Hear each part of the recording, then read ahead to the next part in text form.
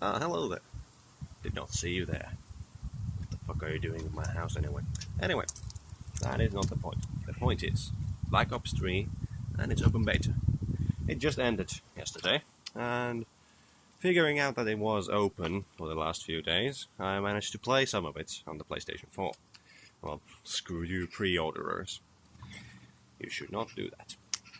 Anyway, except if it's a really good game, Fallout or Metal Gear. But that's not the point. You are here because you, for some reason, want to know my opinions and thoughts about their Black Ops 3 beta.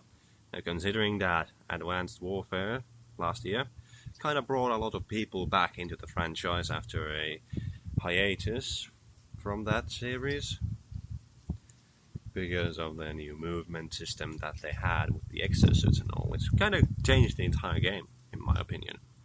Just the movement was enough to justify purchasing again after several years. So now I am curious to see how Treyarch are gonna own up to the mantle and see how are they gonna improve or not improve. Oh, that's a squirrel.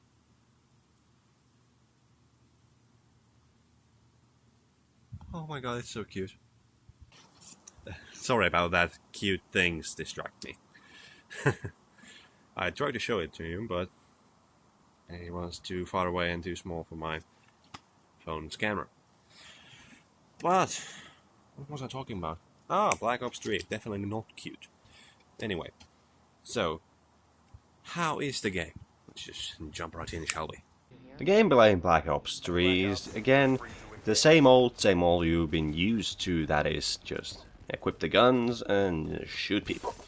Now, Treyarch have once again just not really innovated anything into this edition of the franchise, but more, rather than that, refined everything that Sledgehammer Studios did with Advanced Warfare.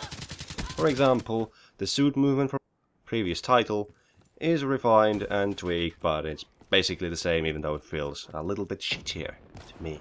Now, to Treyarch's credit though, they have added some new movement-based options into their multiplayer maps themselves, which open up kind of new pathways and new possibilities in the level designs themselves.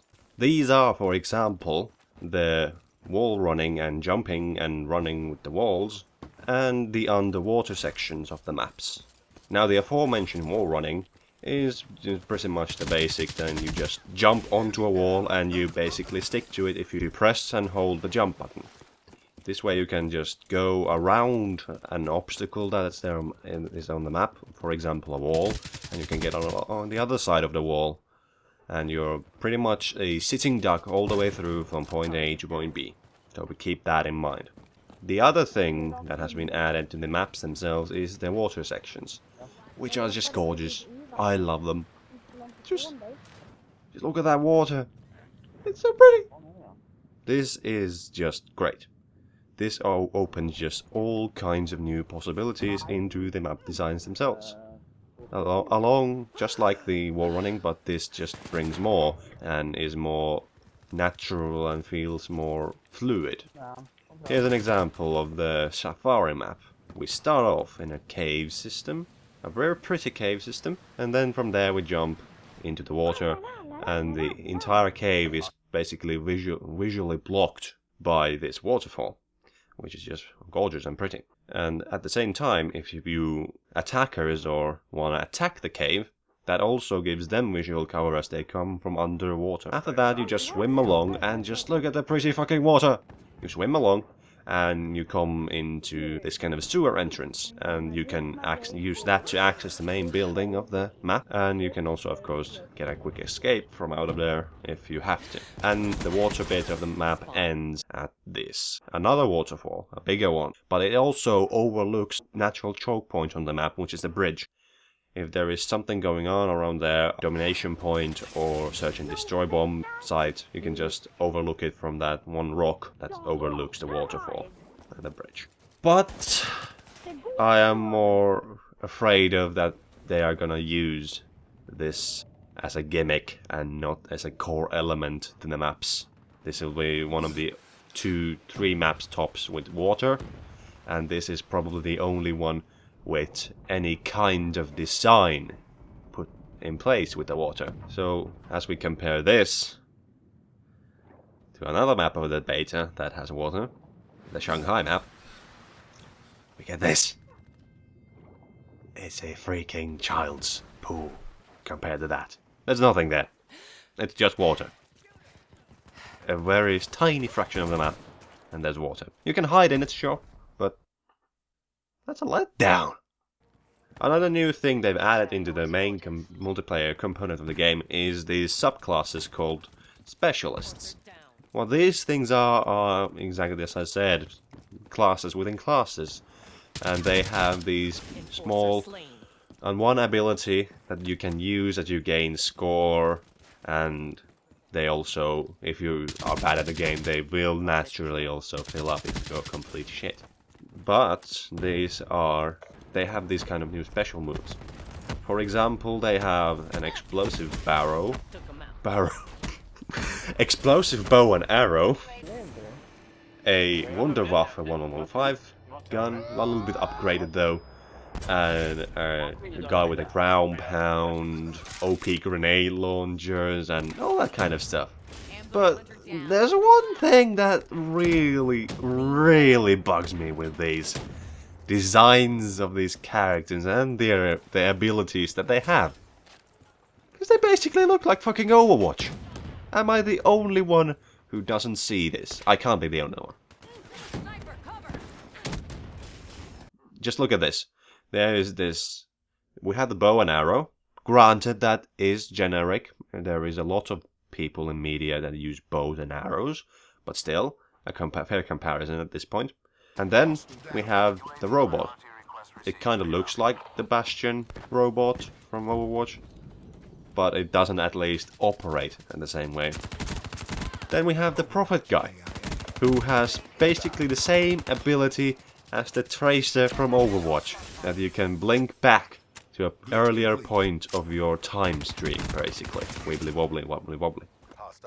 And then we have this chick. This chick. They are fucking identical twins. Just give the other one pink hair. And they also have grenade launchers and shields. That is like the both things that these characters have. Grenade launchers and a shield ability. Granted, the grenade launcher on Overwatch is an electrical one, but it still operates like a grenade launcher. This isn't the only thing that they are trying to take inspiration from Overwatch. Because they are also, for some reason, trying to implement personality into the game. Well, why are you saying that as a bad thing, you ask? Well, because they are fucking it up. They are trying to give character to the multiplayer characters within the game. But considering that they are very bland and generic things, they aren't inspiring, they aren't interesting, they are generic shit. They are trying to copy what Team Fortress 2 and Overwatch are trying to do. And that is characterization and interesting characters. That's what they're trying to do. Interesting characters. In Team Fortress 2 it works because they are actually interesting and varied characters. We have the crazy soldier, who's patriotic as hell. And then we have the French spy and the speedy Bostonian scout. Now these two are quite interesting in their own right. And added with that, their possible blood relationship that they have going on. But anyway, when you kill people in Team Fortress 2, and do that 3 times in a row without them killing you, you get these domination lines. For example, if a spy kills a scout and dominates them, they might get this domination line. Here lies Scout. He ran fast and died like a virgin. That's funny.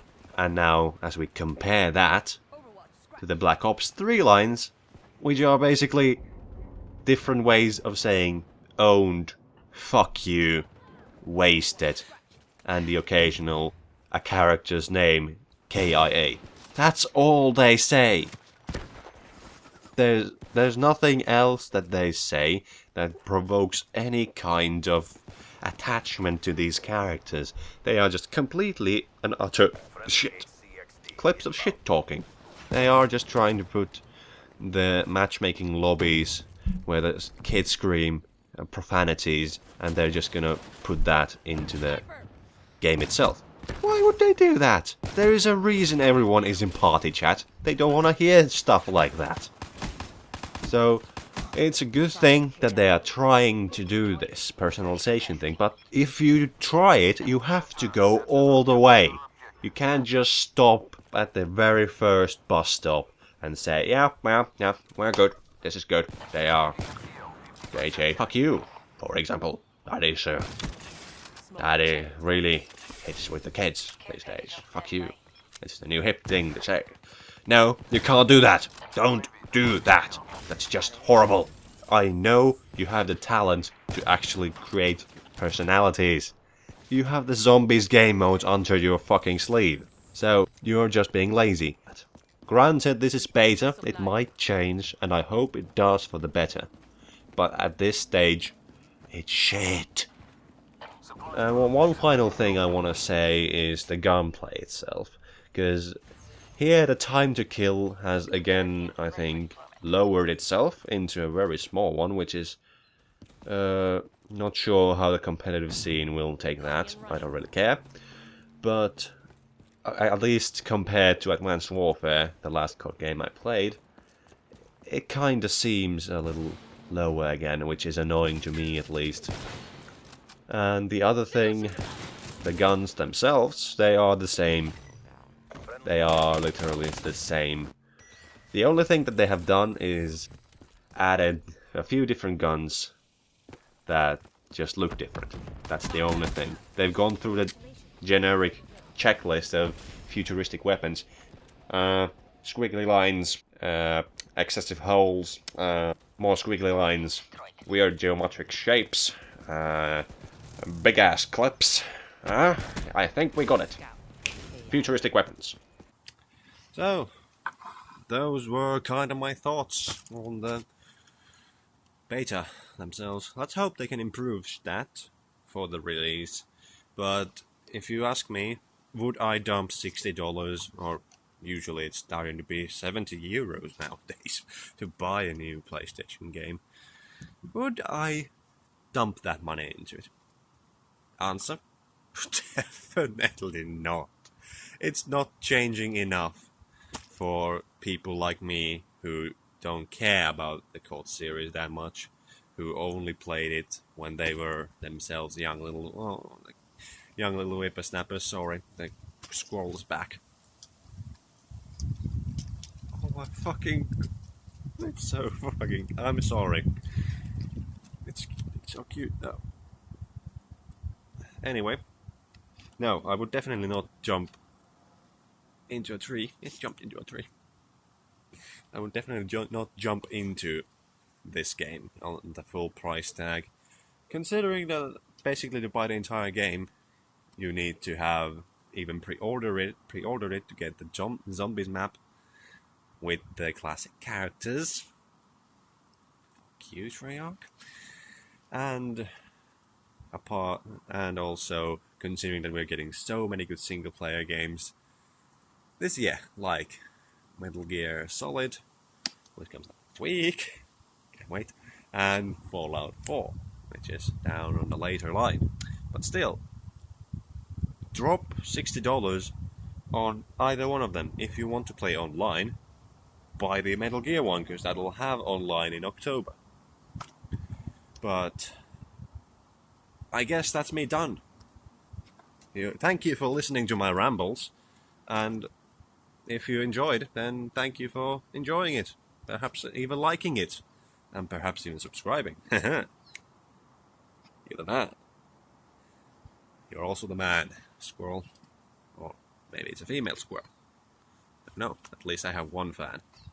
One fan. One dedicated squirrel fan. Anyway.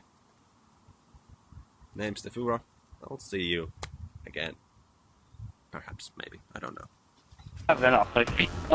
Good. This is madness! Nee. Madness. This is Sparta!